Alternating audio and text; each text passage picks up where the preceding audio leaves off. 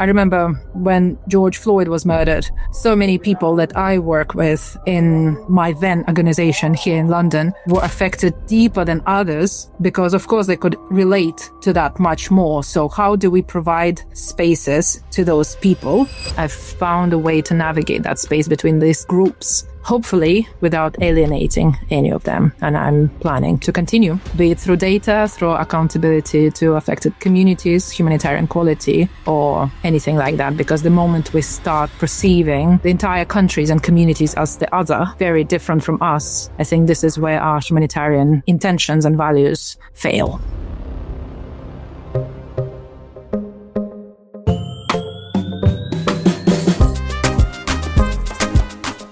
I'm your host, Soraya Sinozie, and this is Diaspora and Development, where we give voice to people of the diaspora working in international development.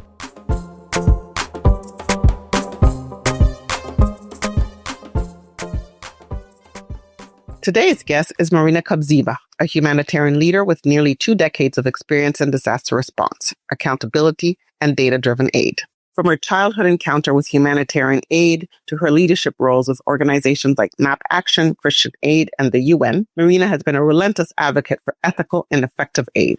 In this episode, she shares powerful insights on decolonizing humanitarian efforts, shifting resources to local responders, and the moral dilemmas facing the sector today. Join us for a thought-provoking conversation on the future of aid, the resilience of local communities, and why true humanitarianism starts with listening. Let's dive in. Thank you for joining us today, Marina.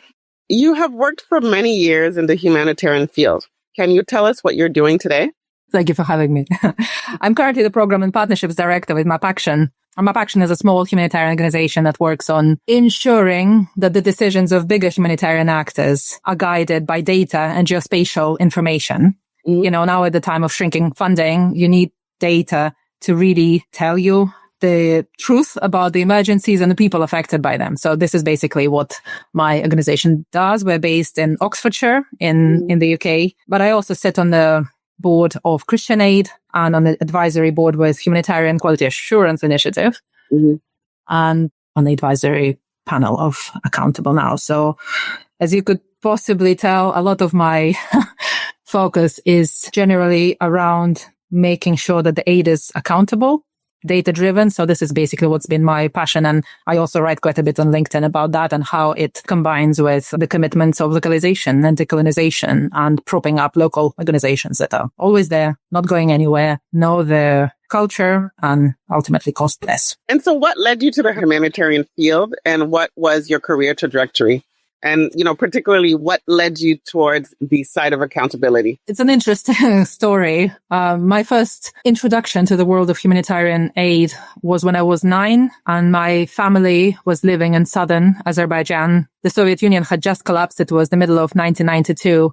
And my dad once came home with a box of humanitarian aid. That's probably was the first time when I heard the word humanitarian aid. Mm-hmm. And it was from Germany. He said it had foreign writing all over, and he told me it was in German because the poverty was soaring in the country and so was instability. I guess that's why we received that assistance. I don't remember my family being in particular hardship, but then I guess you wouldn't trust the memory of a 9-year-old with that. Mm-hmm. I know my parents don't like talking about that period. It was very difficult for them as a young family. So that really shocked me. I remember standing in front of a big map thinking, wow, I found Germany and I looked where we were on the border with Iran, and I couldn't comprehend how somebody who doesn't even know us, because previously, you know, of course, you know about solidarity and help, but it's normally from the family or friends or neighbors, your community, people who know you. But then somebody who doesn't know you and probably will never get to know you is concerned enough to step up, step in and do something. That blew my mind. And I think that was a much more formative experience than I realized it for many years. So eventually I studied, went to uni and joined the International Federation of the Red Cross and Red Crescent Societies. I worked a lot on the disaster response and disaster preparedness, ended up working with the United Nations Development Program in the Caribbean later on. And throughout observing what was going on in the sector, I saw many mistakes happening, you know, in the same spaces all the time, irrelevant aid, not delivered to the right people, delivered in a way that was undermining the dignity of people for whom the aid was meant, or not delivered in the right time, for example. took too long or the wrong season or whatever, not taking into account religious background of people who we were trying to assist. So that made me want to work more on the so-called humanitarian quality, making sure that the aid is relevant. It's reaching the relevant people, the relevant time, the relevant way, and itself is relevant because obviously the sector has always been underfunded. You always have limited amount of money for the growing number of needs, and you need to prioritize. So how do you do it? By finding the most vulnerable, most affected, and giving them what they actually want, not what you think they should want. So I've worked on that for the last 10 years probably, and that's been my key focus. You said two things that are very important. I think people don't know much about. You said giving without undermining the dignity of the people who are going to receive, and giving them what they want instead of what you perceive they want. Can you talk a little bit about that? Because that's something I think people don't understand. I've worked in the humanitarian field in the past, and I've heard grumblings of, oh, we've tried to help them. And I always thought to myself, but nobody called you. You came to help. And I know many of these things, they come from a good place, right? So I've gone through my own phases of being on this high horse, moral high horse. Like, how could you give something so, disempowering to people? But ultimately, I realized that when people want to give, it comes from a good place. Although it does not mean that it's not going to do harm just because it's meant well. And we see it everywhere in the sector that it does happen. And now there are more safeguards in place, which I hope are not going to be disrupted too much by the current funding crisis, to make sure that it doesn't happen. But it still happens. And ultimately, giving examples is, I've been in places, I remember once receiving a whole container of in-kind donations from abroad. I'm not going to tell you from where, because again, well-meaning people wanted to support people in another part of the world. I had to go to the customs office several times. We had to pay very high fees for that container to be held where it needed to be held. Then we had to transport it to our warehouse. Our warehouse was very limited, etc. When we opened the container, it was full of used clothes and, other things that were clearly shared in the spirit of giving, support, solidarity, and completely unusable in the context to which it was sent. I could not possibly give it to the people affected by that emergency, the items from that container, because it would be an insult. Yeah. The whole thought of supporting your fellow humans somewhere else in the world is very beautiful. This is what my life in the humanitarian sector started from, right? But I also know that it can be very humiliating. Yeah. Humanitarian aid can be very humiliating, and I think we need to take better decisions as to how we minimize that, because people are already very vulnerable when they're in that place. Nobody wants to receive humanitarian aid unless they absolutely need to. Yeah. Many things have changed since we booked our interview a few weeks ago. U.S. funding has been pulled from many humanitarian aid organizations, and the state of humanitarian aid is in limbo. You've posted about the situation and have throughout your career pointed out the failings in your field. And you most recently talked about the trolley effect in your LinkedIn post. Can you explain what you mean? And can you speak about the way forward for the humanitarian field? I'll start with the trolley because this is easier. This famous moral dilemma, moral problem that's posed to people studying ethics. You have this runaway trolley, brakes are not working, and it's headed down one track on which later down the track, there are 4 or 5 people. Many people are tied down to it. And if you don't divert the trolley, they're going to be hurt, if not worse, by the trolley, most likely worse. And on the other side, on the other track, to which you can switch the trolley because you are at the lever and you can switch it if you choose to, there's just one person. And you're there faced with this moral dilemma, ethical dilemma. Do you choose to basically kill one person to save the lives of 4? Or are you going to let the trolley do what it's headed to do and not participate? And I find that currently the humanitarian sector is dealing with its own version of this dilemma. The current funding cuts that are being passed down to local offices of international organizations, but also to local organizations that have been the partners, the frontline workers, the so-called implementing partners for so many of these international organizations are feeling these cuts probably the most.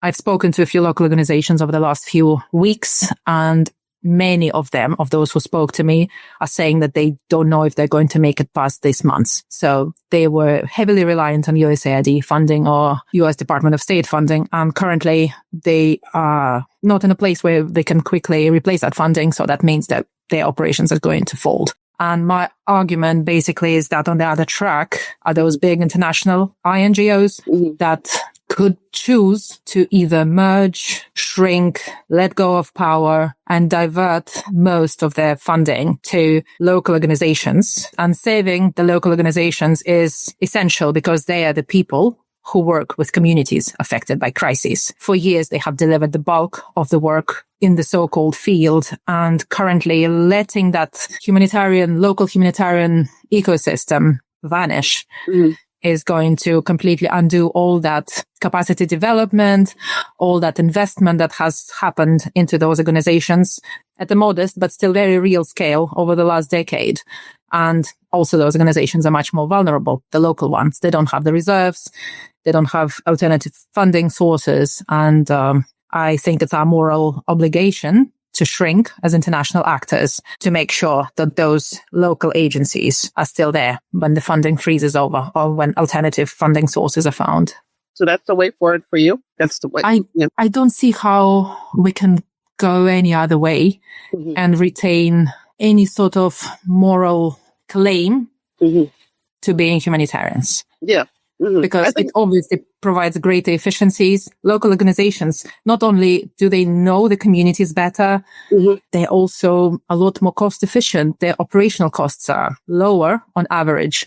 And if we remove all the middlemen from the system, or at least some, it's going to mean greater impact for communities and a lifeline for these organizations. So. I think if we don't do that, to me, it reeks of moral bankruptcy of the international INGO sector. And I honestly have no idea how we are going to come back from this if this is not the route we choose. That's interesting. I think a lot of people don't know that the first responders to crises are the local organizations. They tend to show a lot. We came in to help. And I think one thing too that's missing is that a lot of the people working on these crises are also victims of the crisis. So absolutely. All of the impacts, it's a very interesting dilemma. Thank you for pointing it out. I think people don't know.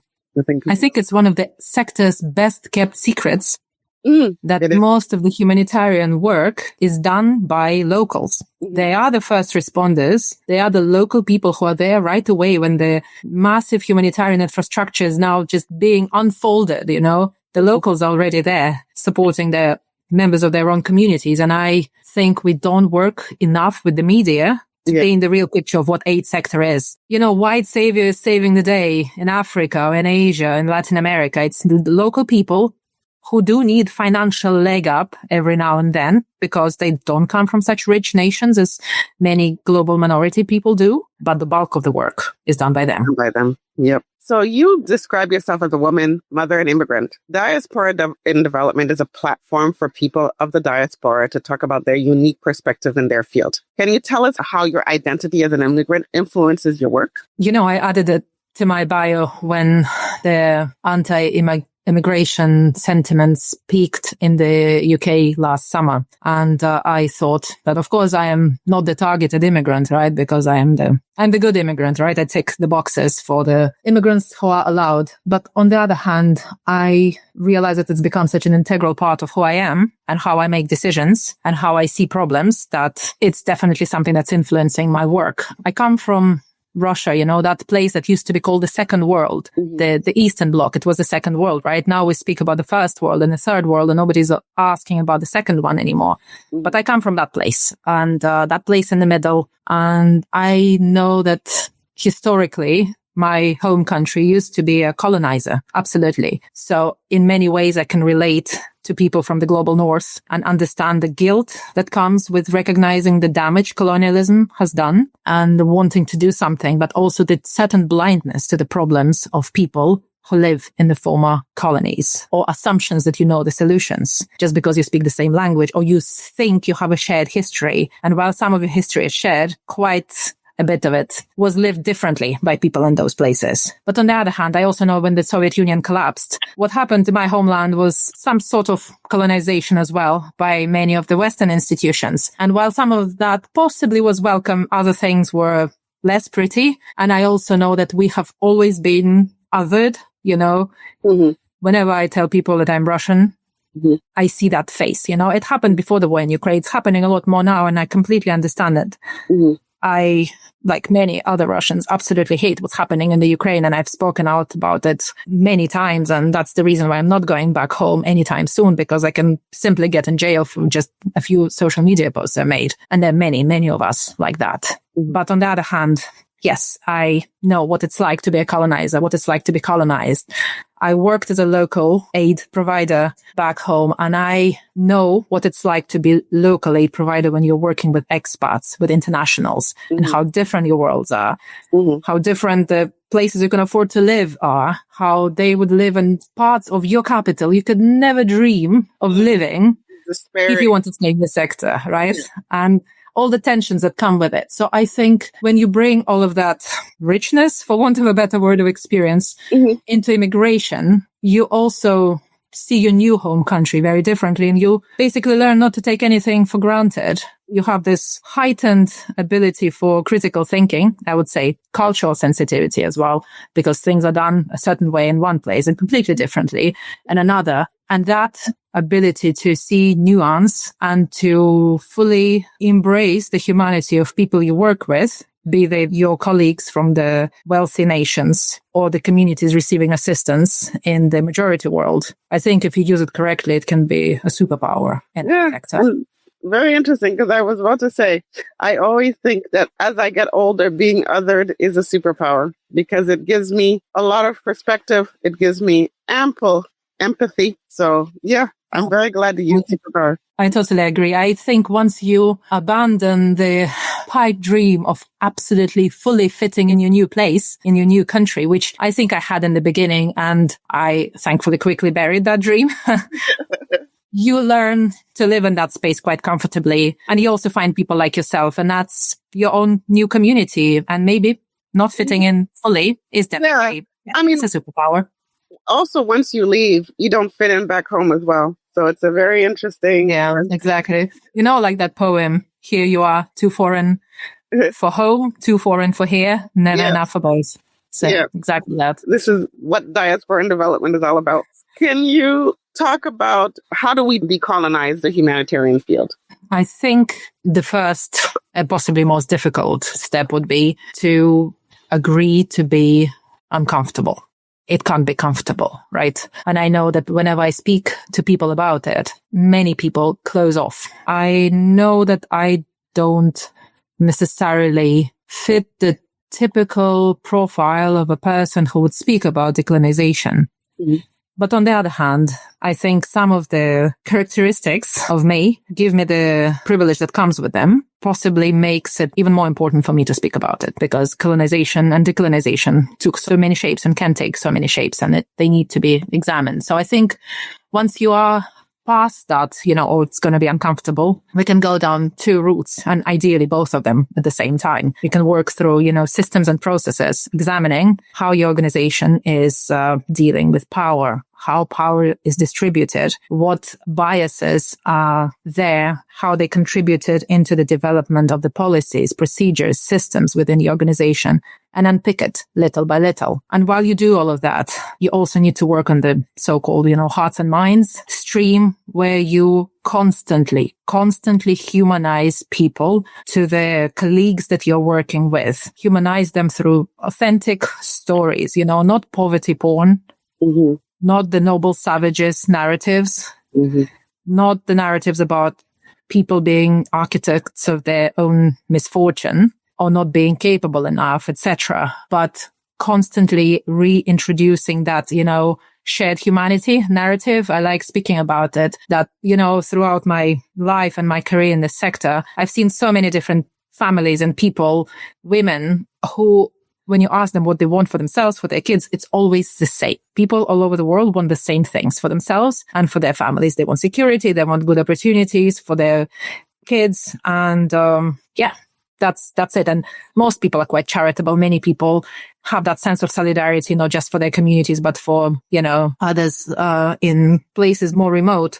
So I think that needs to be constantly reminded of to people who have the power to be working on decolonization. And I think ultimately, while decolonization needs to be underpinned by, more than talk, right? It needs to be the power transfer. So once you've learned how the power works within your organization or your sector, you need to be able to be brave about changing the power structures. And I know that they're rigid and there's no way around it. You are going to have to change them if you want to be honest about what you're doing. And of course, there's going to be a lot of pushback.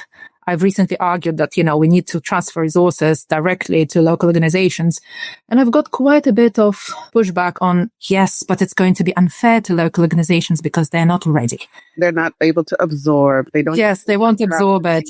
And exactly. And I thought, it's not going to be a perfect transition if it were to happen that way. I absolutely get it. Local organizations will probably make mistakes. But what's important to remember are the massive mistakes international organizations made and what they learned and didn't learn from it. Yes. So you need to adjust the risk lenses as well. I've been really wrestling with this whole risk perception when it comes to funding local organizations directly. They are inherently perceived as more risky. Yep. But when you look at the track record, there is absolutely no evidence to support that claim. Local organizations are no more risky than international ones. And even when that risk is real, the scale at which it's going to be, damaging is so much smaller. Than that in international organizations. So even from the efficiencies perspective, I don't see any other way around other than, power and resource transfer. But it's not going to happen just through policies and funding. It needs to happen at the level of daily interactions to make sure that you avoid that othering, that you don't schedule calls during the Ramadan, fast breaking hours, that you learn to pronounce people's names. I mean, take some time, ask them, how do they pronounce their name, and similar things. So it needs to come both ways. That's very interesting, some of the things that you've said. One of my concerns about, not concern, but I understand, and I liked the idea, and I'm on board with the idea of decolonizing humanitarian aid, decolonizing development aid. One of the things that I realized as a woman of color is that what I learn at school and what other people learn at school is that we are weaker, we are more vulnerable. And I wonder if great changes can be made without changing what we learn at school. Changing what we learn. It's an interesting thing because that's a big fight as well because internalized vulnerability. I think where I'm from, it's the similar narrative about women. So as a woman, you're inherently more fragile, which is absolutely ridiculous considering that women were part of the workforce in the Soviet Union probably earlier than in many other nations, that the first woman in space was from there. And yet there is this hugely... Yeah, not about the internalization of how we internalize. It's, if we're talking about decolonization, we have to understand that most of the people that we talk to, whether they are coming from the North or whether they are the recipient, what they have learned is a typical a narrative. And is it possible to combat those narratives with stories? I think it is, but I'm just asking. No, I think so. I think those narratives, they are stories that stuck with us, right? Yeah. I don't think the numbers, etc. I work for a data organization, but I know nothing influences a decision maker than a story behind the data. That's why you don't just share data, you share a story. And that's something that is much more likely to make a difference or to change a decision of someone who's in a position to make those decisions. And stories, absolutely. I fully believe in that. I just think we need to be very careful with how we tell those stories, right? There's this whole narrative about poverty porn. Of course, poverty porn is effective. If you pull at people's heartstrings, people are more likely to give to these, starving kids with flies in their eyes, etc. But in the long term, these dehumanizing, victimizing narratives, they're not going to serve anyone. And I've seen many organizations work in that direction to move away from poverty porn and still be successful in fundraising and kind of strengthening the solidarity narrative rather than charity. And I think what also needs to happen is that people in the global north or global minority need to also understand or need to be told in a non-confrontational way that solidarity or even charity, but I would not like to use that word, is a global thing. It doesn't just come from the wealthy nations.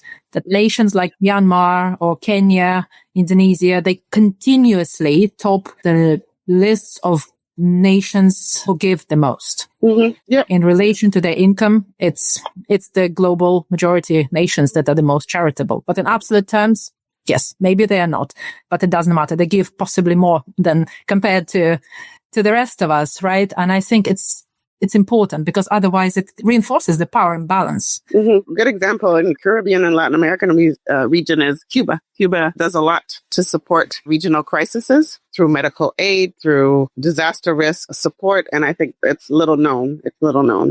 Yeah, I think Cuban doctors are a global brand, right? Now. We go everywhere before big aid bureaucracies even begin thinking, they're already landing there. And I absolutely loved when they came to Italy during the pandemic, when, the nations in Europe were, closing borders, isolating, and kind of taking the wait and see approach. Cuban doctors landed there in northern Italy that was reeling from the highest, rates of COVID cases. So that was a great lesson. I'm just very sad that media normally fall into that trap of perpetuating those narratives that we want to combat. And the narrative about those Cuban doctors would have been a great way to show that solidarity is a global thing. It's not just a global North thing.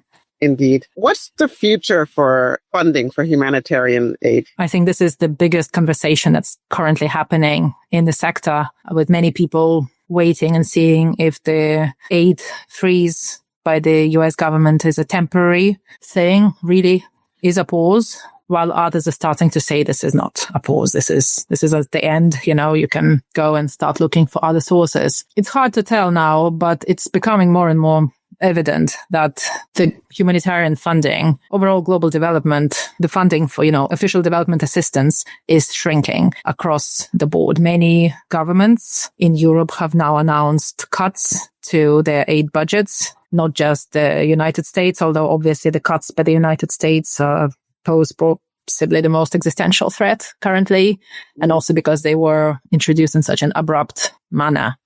But we already know that the Dutch, the Swedes, the Germans are cutting their aid budgets. UK cut the aid budgets during the pandemic, and they have not gone back to the same level of funding. And this is just the new era, clearly, for us. So we are seeing if there are going to be new donors from the less traditional parts of the world, less traditional meaning less known for funding development assistance globally. So I don't know, we're looking to Gulf states, to East Asian countries. I know Japan and Korea have been very active, actively funding development assistance. Are they going to step up? We all know that no government currently is in a position to bridge the gap left by the US government funding. So that also gives us an opportunity to discuss this with philanthropists, high net worth individuals. I have a lot of people coming to me saying, why don't we talk to the richest people who have way more resources to bridge the gaps than any government or most governments ever will? That's a good question. And I think we should be. And also the innovative finance, the bonds, the insurance, blended funding, public, private. Many private institutions have been making profit from humanitarian operations forever.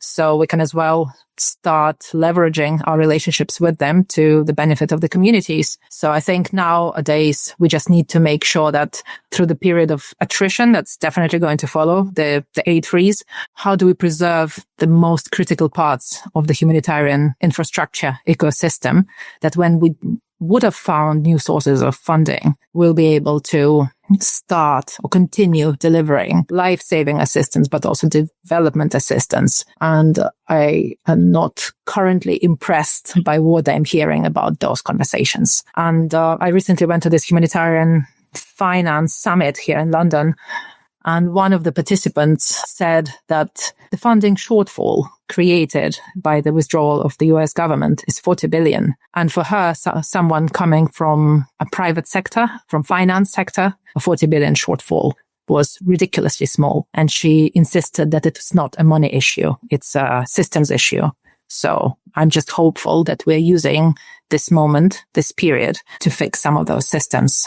Is there a role for diaspora to play? That's one of the avenues that I've heard being explored as to how we can leverage remittances to ensure that the money are going to the country, to the people most affected by crises. Mm-hmm. And I think it's not talked about enough by diaspora's contribution and the huge percentage of income in countries supported by diaspora that it represents. On the other hand, I think the international humanitarian system needs to become much leaner and more transparent if it wants to benefit from funding streams from diaspora. I remember working with Ukrainian diaspora here, and when the full-scale invasion happened 3 years ago, and I was very grateful to be let into that space being a Russian. But I also heard so many conversations between Ukrainians who wanted to make sure that their pounds went as far as they possibly could in Ukraine. And they were saying, okay, don't donate to such and such and such organizations because they're going to take the most of it and very little money is going to reach the population in question. So how do we change that perception? But also, that perception, it didn't form in a vacuum. No. There's some truth to it. So we need to get leaner. We're not operating in a silo. People outside of the silo, they see what we're doing and they want us to be more accountable. And if we want their money, we need to be. Indeed. I've always thought that working on one humanitarian crisis after another is not good for the humanitarian worker, the organization, and the people they bring aid to. Can you speak a little bit about the life of an aid worker and what you think can be improved? I think I've seen over the last decade a growing recognition of the need for some well-being interventions among the aid worker community. I think when I started, almost 20 years ago, there was still this mindset that, you are expected to be a hero. You basically push your own comfort aside and you go ahead and you do it because this is what you're there for. But obviously, I think we've all seen this jaded, burnt out humanitarians in those, expat bar in Juba or in DRC or somewhere in the Middle East. And, possibly not a bar in the Middle East, but you know what I mean,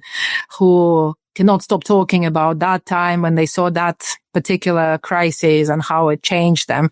I know Haiti affected many of us really deeply, those who landed there in the first couple of weeks of the earthquake. I think the attitude of just push through it, you don't matter, is now slowly changing. On the other hand, I think with the current funding squeeze, and it started way before the government cuts by the United States, all these programs didn't always get cut first. And it's basically up to humanitarians to put that oxygen mask on themselves. And while we all have communities, we have circles of friends, and we pass, coaches and therapists contacts from one to another, I don't think there's enough institutional commitment to it currently.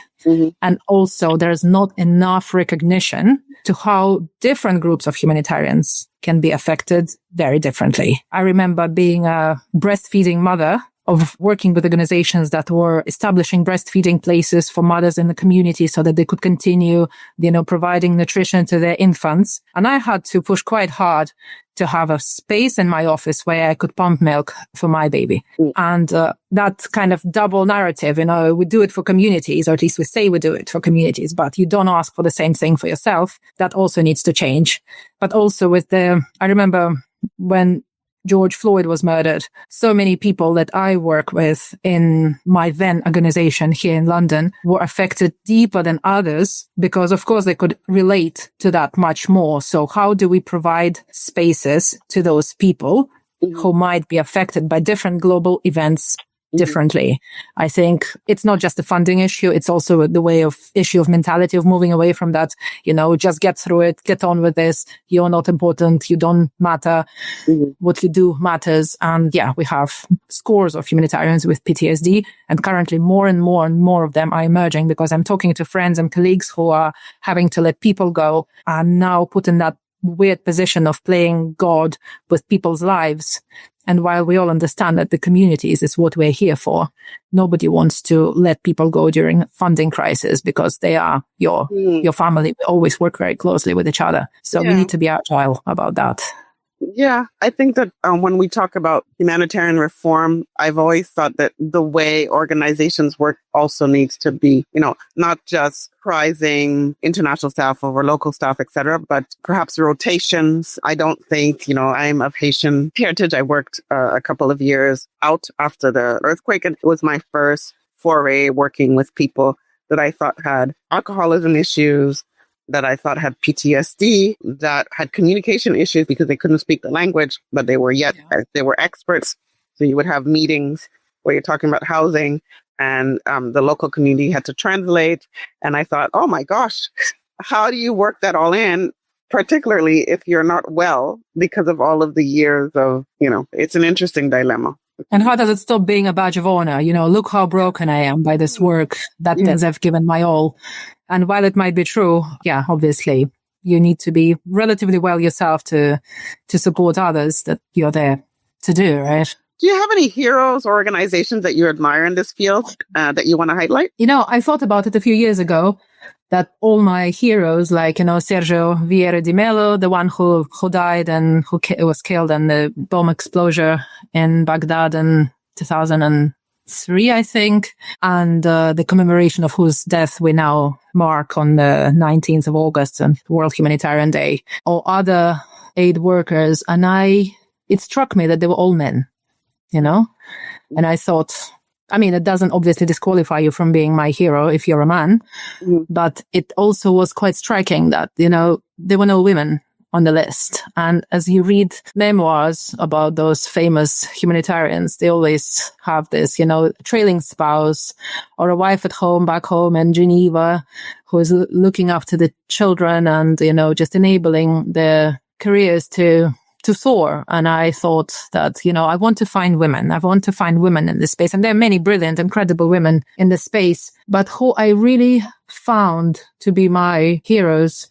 For example, one of my colleagues in the Philippines, we had a chat with her last year, and she was talking to me about a project that they were running. And she said that the budget wasn't massive and that they had to decrease their salaries to make sure more money was left to intervene within the communities in a way that was going to make a difference. I remember she said, of course we can give ourselves bigger salaries. She's very senior in her role and she really could just reallocate the funds. But she said, but we need this money for communities. And I thought, yes, this woman is much more of a hero to me. Yeah. Or I remember talking to a woman in a IDP camp in South Sudan, the woman who spent her whole life in displacement. She was roughly my age at the time. She was moving from camp to camp with her 2 children. She had lost touch with the other 2, and she bumped into her niece in one of the camps, and she took her under her wing, and then somebody else. And then she was supporting this orphan because basically she had so little to share, and she was still sharing it. And while being seen by the aid system as this, the affected or the vulnerable, the marginalized, she was an absolute powerhouse of a woman who was not deterred by the lifetime of hardship. And she was absolutely determined to, support everyone she could around her. And she is my hero. And she is a humanitarian. Humanitarians are not just the people with, certain emblems on their vests. It's an attitude, and hers definitely was that. Thank you. What are you most proud of in your career? I think the thing that I'm most proud of would probably not be some standalone achievement or an event or moment of realization. I think I am very happy to say that what I've been doing over the last decade and what's really been firing me up is humanizing communities and local aid providers to the decision makers in the global north. I've been doing it intentionally and passionately, and I want to believe that it changed some of the decisions about resource allocations, the language we use about communities, the programming, the transition plans, etc. That drive to make sure that people in the majority world are seen as people equal to us, who just by the luck of birth have found themselves in a situation where they're more exposed to hardship and crisis than we are, and how we can shape programs that support them in a way that upholds their equal humanity rather than ignores it. And I think this is probably it. I've managed to not get on the moral high horse about this should be done like this or you're wrong. I've found a way to navigate that space between these groups, hopefully without alienating any of them. And I'm planning to continue, be it through data, through accountability to affected communities, humanitarian quality, or anything like that, because the moment we start perceiving the entire countries and communities as the other, very different from us, I think this is where our humanitarian intentions and values fail. Thank you, Marina. I think we'll end on that note. Yeah. Okay. It was very, very, very interesting to talk, and thank you. Got me thinking about on many things.